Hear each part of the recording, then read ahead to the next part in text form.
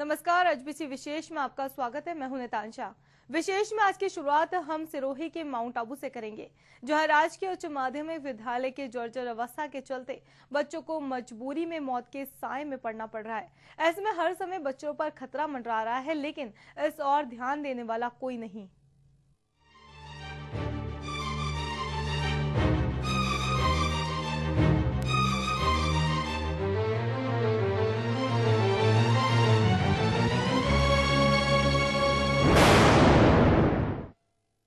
सरकार शिक्षा को बढ़ावा देने के लिए लाखों कवायद कर रही है, लेकिन ये योजनाएं माउंट आबू में सवालों के घेरे में है। यह नौनिहाल अपने जीवन को खतरे में डालकर उज्जवल भविष्य को संवार रहे हैं।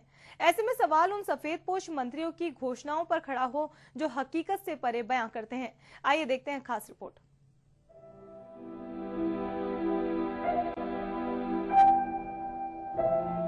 सरकार की शिक्षा नीति और सरकार के द्वारा बनाए गए स्कूल, उन सभी दावों की तरफ हम आज आपको लिए चलते हैं। हम इस वक्त खड़े हैं माउंट आबू के राजकीय उच्च माध्यमिक विद्यालय, जो 1889 में बना था, जिसका नाम हिंदू उर्दू मदरसा कहा जाता था।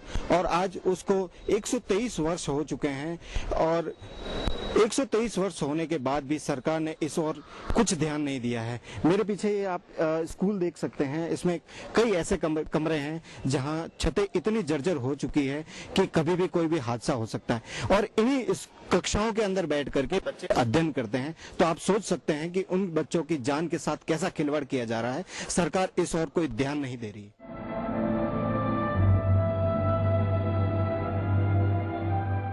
जी हां, हम रुक कर रहे हैं पर्यटन नगरी माउंट आबू का, जहां मुख्य बाजार में स्थित है राजकीय उच्च माध्यमिक विद्यालय, जो आज बड़े हादसे का इंतजार कर रहा है। और इसमें कितनी जनहानि हो सकती है, ये आप खुद नहीं सोच सकते।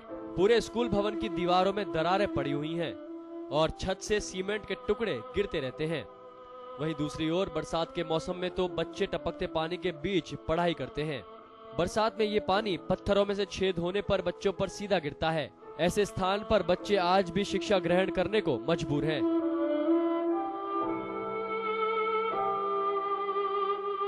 हमारे विद्यालय की स्थिति दरअसल बहुत ही दयनीय है और यहाँ पर लगभग हर भी कमरे के अंदर सीलन आती है और यहाँ पर पानी लीक होता है।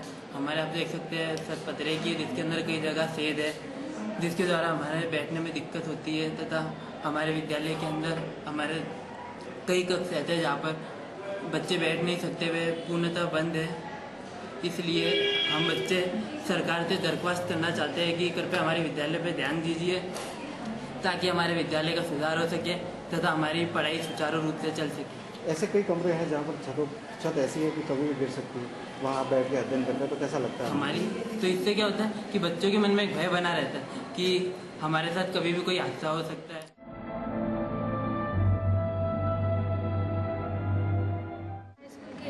स्थिति थोड़ी अस्त व्यस्त है, क्योंकि यहाँ पे ना बहुत सी चीज़ों की तरीके से सुविधा नहीं है। जैसे कि रूम में देखो तो सही से रिपेयरिंग नहीं कराई हुई है, जिसकी वजह से बहुत सी जगह दरारें खड्डे पड़े हुए हैं, बच्चे व्यवस्थित ढंग से बैठ नहीं सकते हैं। और अधिकतर तो दरवाजे खिड़कियों की भी रिपेयरिंग नहीं की हुई है, जिसकी वजह से मौसम ख़राब होने की वजह से कुछ भी सामान पे गिर सकता है।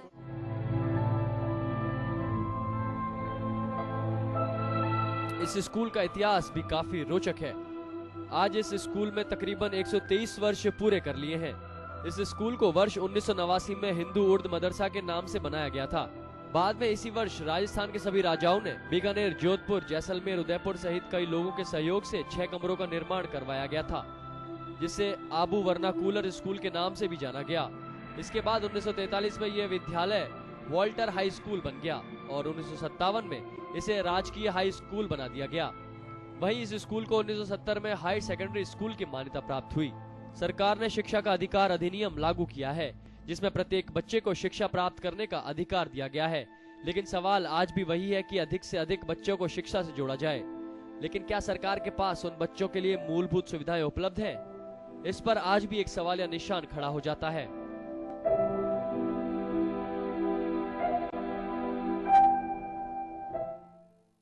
एचबीसी विशेष में फिलहाल वक्त एक ब्रेक का, बने रहिए हमारे साथ।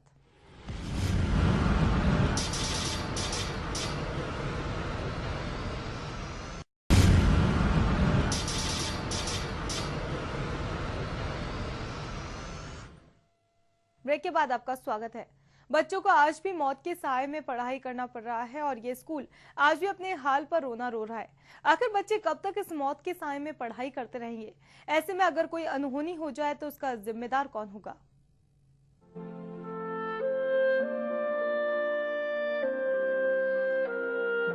इस स्कूल को बनवाने में कई भामाशाहों ने सहयोग देकर विद्यालय का निर्माण करवाया, लेकिन जब से ये स्कूल सरकार के हाथ में आया तब से ही इस स्कूल का विकास मानो रुका हुआ है।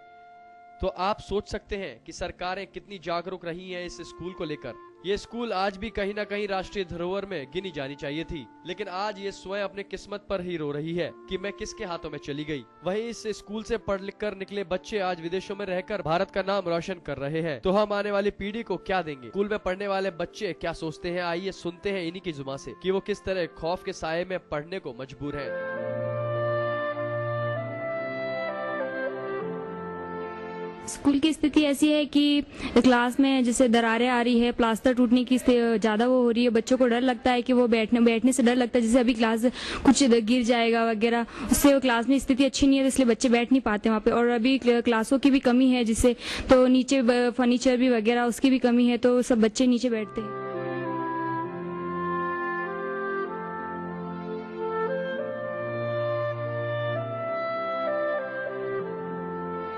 स्कूल की स्थिति ऐसी है कि बारिश के समय जो पत्थर होते हैं ना, पत्थर से पानी टपकता रहता है और उसके दीवारों पर सीलन आ जाती है, जिसकी वजह से हम ठीक से पढ़ाई नहीं कर पाते। उस सीलन की वजह से इतनी बदबू आती है कि बच्चे क्लास में बैठ नहीं पाते हैं। और यहाँ पे सब खिड़की दरवाजे आदि टूटे फूटे हैं ज़्यादा।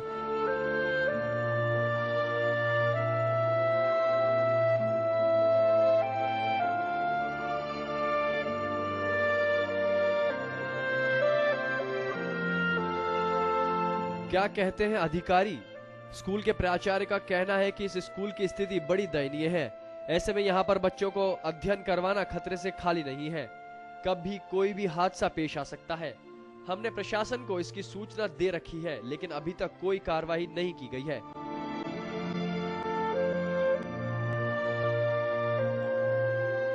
अधिक वर्षा के कारण ये भवन सार्वजनिक रोड पर भी गिर सकता है, विद्यालय भवन में भी गिर सकता है, जिससे क्षति होने की संभावना 100% बनी हुई है। इसके बारे में पिछले 3 वर्षों से सार्वजनिक निर्माण विभाग के तकमीना बनाकर बजट मांग अथवा रिपेयरिंग हेतु लिखा गया, लेकिन विभाग की ओर से इस प्रकार का कोई बजट प्रावधान नहीं हुआ है। इस विद्यालय में लंबे अरसे से करीब 5 व्याख्याताओं के पद भी रिक्त चल रहे हैं, जिससे बच्चों के शिक्षण कार्य में प्रभावित हो रहा है।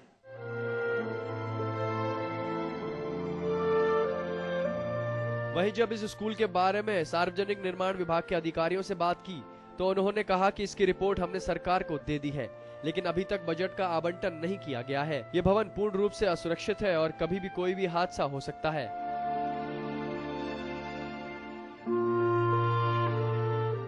राजकीय माध्यमिक विद्यालय का कुछ पोर्शन जो साइंस लेबोरेटरी में काम आता था, उसके लिए हमने पहले भी लिख के दिया हुआ है कि इसकी स्थिति बड़ी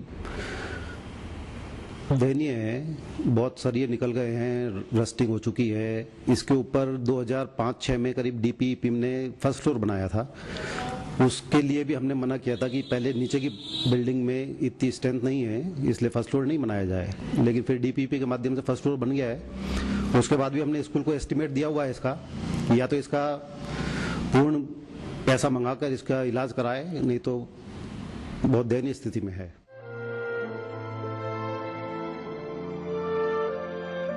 किसी जमाने में वाल्टर स्कूल में पढ़ने वाले और इसी स्कूल में शिक्षक के रूप में कार्य करने वाले भल्ला लाल और हरनाम सिंह का मानना है कि पहले जो स्कूल हुआ करता था आज वो ये स्कूल नहीं है और आज इसकी स्थिति काफी दयनीय हो चली है और जिसके चलते कोई भी जनहानि हो सकती है। अगर कोई अनहोनी हो गई तो इसके जिम्मेवार कौन होगा? इसके चलते सरकार और प्रशासन को इस ओर ध्यान देने की काफी जरूरत है।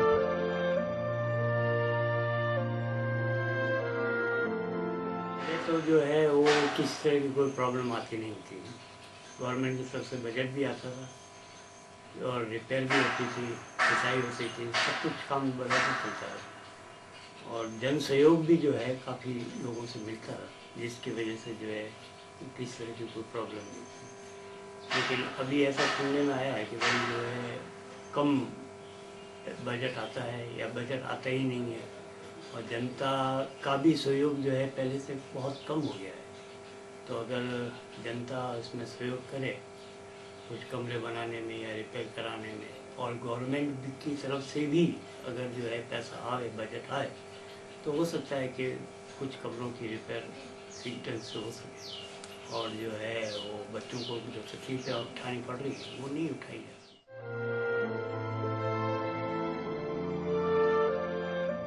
बिल्डिंग इतनी जर्जर अवस्था में है कि जब तक रिपेयरिंग नहीं होगी तो कभी भी कोई बड़ा हादसा हो सकता है। आप इस स्कूल में पढ़े हुए हैं, यहाँ से छात्र निकले जो IAS IPS और विदेशों तक गए, तो ऐसे स्कूल में आज जो स्कूल की स्थिति है उसको देख करके आपके मन में क्या टेस्ट होती है? मन में बहुत टेस्ट होती है, लेकिन अब क्या किया जाए, गवर्नमेंट स्कूल है, गवर्नमेंट ध्यान देती नहीं है। जितने भी नेता यहाँ आते हैं वो सिर्फ दिलासे दे के जाते हैं, काम कोई नहीं करता। क्योंकि इसका कारण क्या है, पॉपुलेशन कम है, उनको वोट ज़्यादा मिलते नहीं हैं, इसलिए माउंट आबू पर विशेष ध्यान नहीं देते।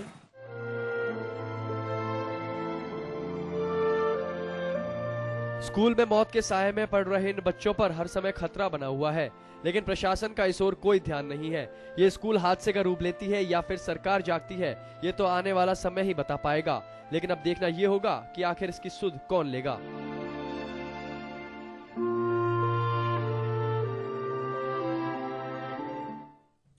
आज विशेष में हम बात कर रहे हैं माउंट आबू के गवर्नमेंट स्कूल की, जिसकी हालत बद से बदतर हो रही है। छत पूरी तरीके से प्रिपेयर नहीं है। अगर बारिश मानसून आता है तो बारिश का पानी क्लासरूम में रहता है, बैठने की व्यवस्था नहीं है, पढ़ने की व्यवस्था नहीं है। इस पूरे मामले के लिए बात करते हैं माउंट आबू के संवाददाता से, कमलेश से। जी कमलेश जी, आज बात की जा रही है माउंट आबू के स्कूल की, जिसकी हालत बद से बदतर हो रही है। इस पूरे मामले को लेकर आपके पास क्या जानकारी है? नितांशा, मैं बताना चाहूंगा अपने दर्शकों को, जैसा हमने बताया है कि यह स्कूल करीब 123 वर्ष पुराना है। इसे ऐतिहासिक इमारत कहा जाए तो कोई अतिशयोक्ति नहीं होगी। ऐसे में इस इमारत का संरक्षण किया जाना चाहिए था, लेकिन जब से इसको राज्य सरकार को सुपुर्द किया गया है तो उसने अभी तक इसमें कुल रंगाई पुताई के अलावा ऐसा कोई काम नहीं किया है जिससे इस इमारत का संरक्षण हो सके। जी नितांशा। जी कमलेश, जितना भी अभी तक हमारे सामने आया है विजुअल्स में, जितना हमने देखा, जितना हमें पता लगा है कि ये स्कूल जो है काफी साल पुराना है, बहुत पुराना है, उसके बाद भी जिसकी हालत बद से बदतर हो रही है। आखिर क्यों प्रशासन इसके लिए नहीं जाग रहा है? क्यों बच्चों की जान जोखिम में डाल रखी है? नितांशा, मैं बताना चाहूंगा कि यह स्कूल 1889 में बना था। हिंदू उर्दू मदरसा के नाम से इसको जाना जाता था। बाद में इसको वॉल्टर स्कूल के नाम से जाना गया। उसके बाद इसका उसको वॉल्टर हाई स्कूल के नाम, और उसके बाद स्वतंत्रता जैसे हमें मिली तो उसको राजकीय विद्यालय के रूप में भी जाना गया है। लेकिन प्रशासन की उदासीनता कहीं न कहीं नजर आती है। इसमें प्रशासन कहीं न कहीं ऐसा सोया हुआ लगता है कि ऐसी ऐतिहासिक इमारत जिसका संरक्षण किया जाना चाहिए था, उस इमारत के प्रति सरकार बिल्कुल जागरूक नहीं है। जो हम दर्शकों को अपने विजुअल में दिखा रहे हैं, स्कूल की हालत इतनी दयनीय है कि कभी भी कोई हादसा हो सकता है और कोई भी जन हानि हो सकती है। खास इस बात इसमें नजर आती है कि इसके ऊपर एक बिल्डिंग और बनाई गई है 2005 में।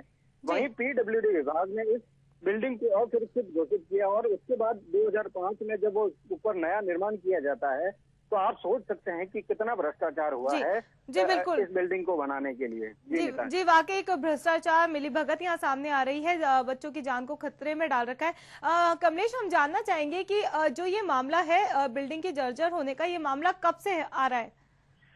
जी नितांशा, मैं बताना चाहूंगा कि ये स्कूल तो जैसे देख रहे हैं कि पुराना है, छतें भी जर्जर हो चुकी है, कभी भी गिर सकती है। तो ऐसे में जो सरकार को सोचना चाहिए कि जो सरकार की जो शिक्षा नीति है, सरकार ने बच्चों के लिए शिक्षा का अधिकार अधिनियम तो लागू कर दिया है, लेकिन मूलभूत सुविधाएं जो सरकार को देनी चाहिए वो मूलभूत सुविधाएं सरकार नहीं दे पा रही है। तो ऐसे में लगता है कि